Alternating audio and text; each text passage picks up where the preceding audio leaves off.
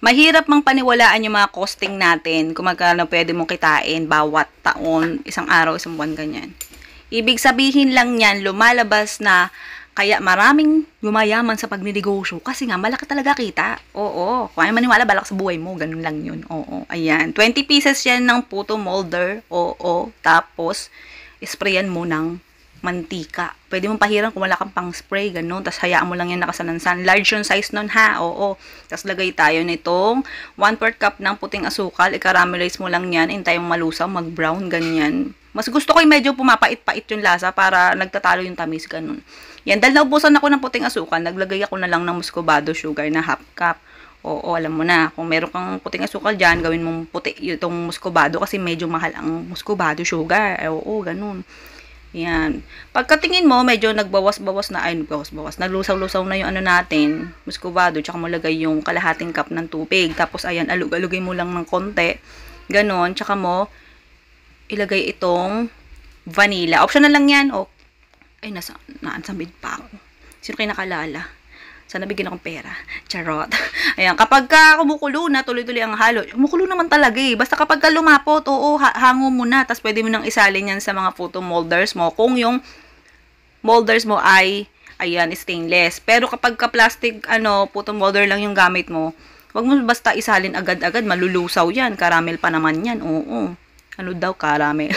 Caramel. Okay, pagtapos nyan, ito namang mixture natin. Oo. Custard flan naman. Oo, ayan. 2 kutsara yan ng cornstarch. Tapos 3 piraso ng itlog. Large size. Oo, kahit anong size. Pwede naman. Basta itlog. Sabi ko sa inyo, wag lang pugo. Ha? May nag-comment. Baka may magsabi daw ostrich. Ay, Diyos ko po, laki nun. Oo, sumobara naman kayo sa itlog. Baka may na kayo niya. Mag-omelette na kayo. Baka, tapos mag-iba lasa, sisihin mo ko. Ayan, tapos evaporated milk, 370 ml, at saka 300 ml ng condensed milk ang nilagay ko. Tapos simutin natin. Medyo hindi ko napakita kung paano isalin paano isalin yung condensed milk.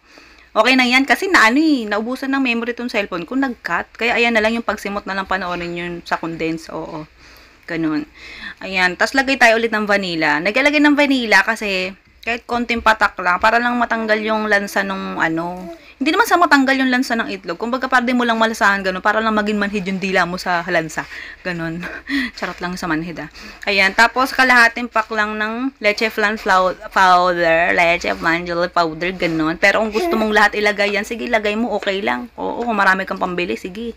Wala namang kaso yan eh. Pwedeng kalahating sachet, pwedeng isang buong sachet, ganun.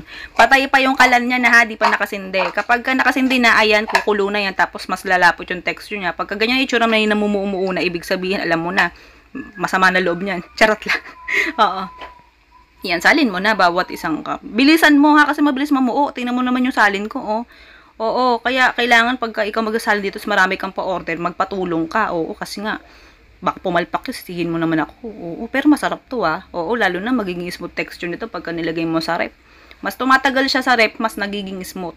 Promise. Pero panghimagas lang talaga to. Huwag mong, huwag mong mukbangin ha. Kasi baka magka-diabetes kasi sisihin mo naman ako. Alam mo naman content natin, puro dessert.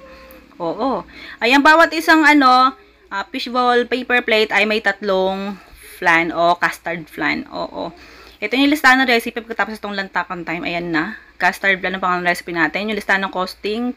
Ito na rin. Oo, kung di ka naniwala sa costing ko, balak sa buhay mo, sige ka, bahala ka, magduda ka balang araw. Balang araw. Hindi, habang buhay pala. Sige na, goodbye, good luck, love you.